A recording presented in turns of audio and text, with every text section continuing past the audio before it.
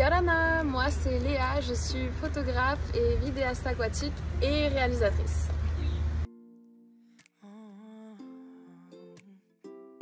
Donc en fait sur le film Tahiti Awakens, on a été 2 caméramans pour faire toutes les images de ce film de 52 minutes. Et en fait l'idée de ce film est née fin 2018. Ça faisait déjà un petit moment que le 2e caméraman et moi on faisait pas mal de contenu pour nos réseaux sociaux. Et on avait une communauté qui grandissait de jour en jour et beaucoup de gens nous envoyaient plein d'ondes positives en disant vous faites du super boulot, etc. Et vu que j'ai toujours été passionnée de réalisation, je me suis dit waouh, ça pourrait être la première fois où je pourrais réaliser un film avec le contenu qu'on a. Donc du coup fin 2018 je lui en parle, je dis je sais pas pourquoi, j'ai l'intuition que 2019 ça va être une année de ouf et du coup, est-ce que ça te dit qu'on filme l'année 2019 et qu'on fasse un film que je réalise et t'es dessus en tant que caméraman, que second caméraman. Et du coup, il m'a dit ah bah oui, je suis carrément chaud et tout. Donc c'est de là qu'en fait cette aventure a commencé et toute l'année 2019, on a dû passer peut-être 365 jours dans l'eau, sans mentir, tellement il y avait des houles tout autour de l'île. Déjà, c'est d'être au contact de l'océan tous les jours, de pouvoir faire du sport tous les jours. Et il faut vraiment faire un métier qui te passionne, où dès que tu te lèves le matin, t'as pas la boule au ventre et t'as envie d'y aller, t'as envie d'y retourner. Et c'est le cas pour moi, donc du coup, je suis très chanceuse et très reconnaissante de pouvoir vivre de ça et de ma passion. Bizarre à dire, mais c'est les films dramatiques. Je trouve que quand il y a du drame, les plans sont plus recherchés, c'est plus artistique et en termes de messages aussi, parfois les messages sont beaucoup plus profonds et ouais, en termes de réalisation, j'aime bien partir sur ce genre de film.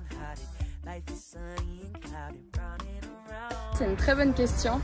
Là depuis quelques temps on voit très bien qu'au niveau du surf en tout cas les filles sont de plus en plus présentes et que quand on leur laisse de la place elles chargent tout autant que les garçons, donc je trouve ça super cool qu'elles soient qu'il y ait plus de lumière sur elles en tout cas dans le milieu du surf. Après dans le milieu de photographe aquatique, un peu dans les grosses vagues un peu extrêmes, on n'est vraiment pas beaucoup.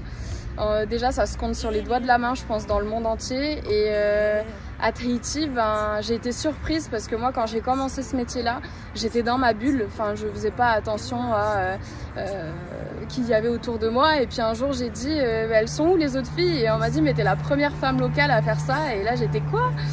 Donc moi j'encourage les filles à se lancer parce que c'est pas qu'un milieu de mecs et on est capable d'y aller, c'est que des idées reçues. Et pour les filles qui sont un peu les femmes qui aiment un peu le côté extrême, l'adrénaline, etc. Mais c'est carrément fait pour vous, donc non, il faut juste se lancer.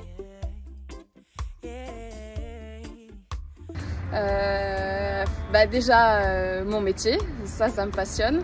À côté de ça, j'adore la musique, j'adore chanter, mais j'ai plus le temps d'en faire. La pêche sous-marine aussi, c'est une de mes très grandes passions et puis pareil, j'en fais pas assez, donc ça... Et mon petit mot de la fin, c'est toujours croire en ses rêves. Il y a des trucs qui peuvent paraître énormes et moi je prends l'exemple de mon film où je me suis retrouvée toute seule sur un 50 minutes. Moi je dirais croire en ses rêves et même si ça paraît balèze en fait, dès que vous y croyez et dès que vous avez la volonté, la motivation, alors oui c'est des sacrifices, c'est beaucoup de sacrifices, mais dès qu'on y croit et que ça se réalise, c'est magique en fait et que les gens sont derrière en train pareil de te soutenir tous les jours, t'envoyer des messages, c'est juste incroyable et croire en ses rêves, c'est super important.